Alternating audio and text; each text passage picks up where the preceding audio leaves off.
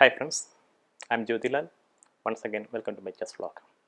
In today's video, I am going to explain to you the concept of 7th and 8th rank, the importance of 7th and 8th rank. So today I have a game played by the former world champion Alexander Alekhine, one of his best games.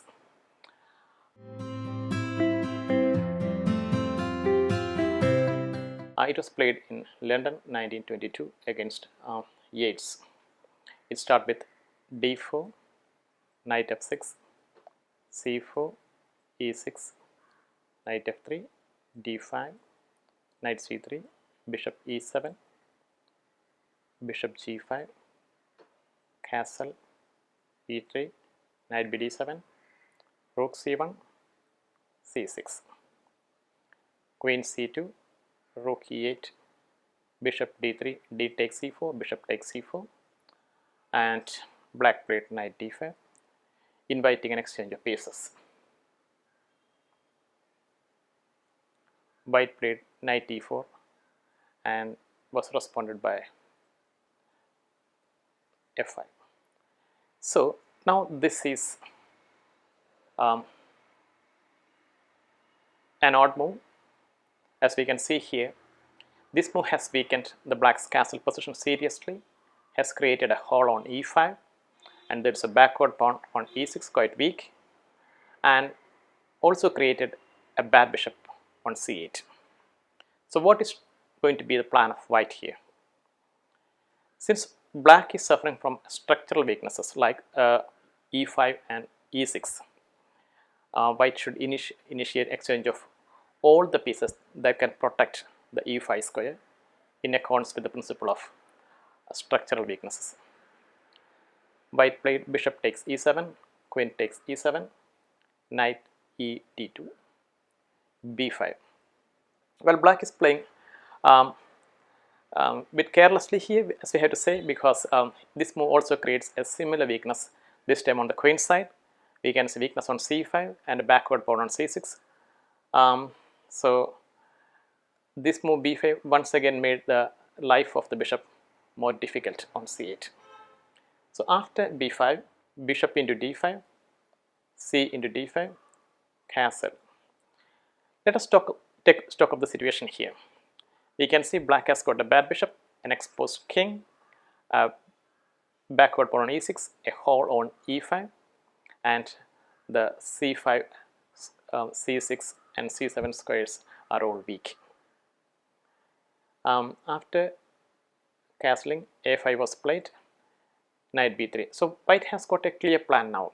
White will try to exchange all the pieces that can protect the e5 and c5 squares, and will try to establish his knight on e5 against the bad bishop on c8.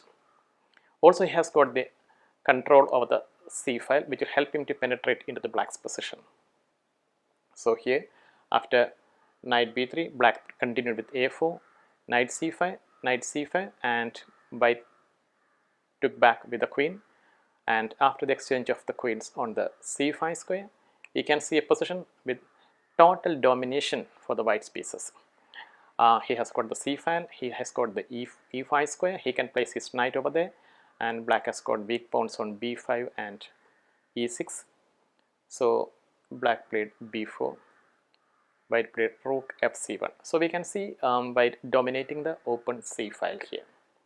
Bishop a6, knight going to e5, rook eb8, f3. So this move f3 is actually not aimed to control the e4 square, but basically he wanted to bring his king to the center immediately, as we can see here, an endgame in progress. So after f3, b3, a3. So black played h6 here, and now king f2, white trying to centralize his king. King h7, h4. Our intention is to play h5, fixing the weakness on g6. Rook f8. White played king g3. Rook back to b8. Black finding no useful move here. Rook c7. So we understand that white has successfully entered onto the 7th rank. Bishop b5. Rook 1 c5. bishop a5, a6, rook 5, c6, forcing black to play rook e8. Now king f4, king g8, black is totally helpless here, h5, white fixed the all important g6 square. After h5, bishop f1, makes no sense here, g3, bishop back to a6.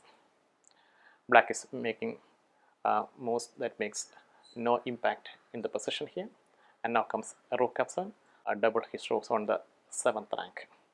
So after rook f7, the threat is rook c7, black played king h7, rook c7, and now it is a completely one position for white, rook g8.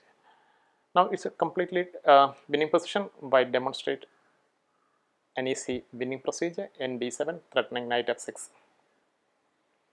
So after knight d7, king back to h8. Now Alekhine demonstrates a beautiful winning sequence starting with knight f6, rook g f8. The response is simple, rook g7, and after king, rook and f6, king e5, Alekhine's famous king march ends the game here. So with this, white has demonstrated the strength of rooks on the 7th rank. So he got ample support from the knight on e5. Finally, the king reaching the e5 square. One of the best games of Alekhine. And with that, I finish this topic here. Hope to see you once again in the next video. Till then, bye.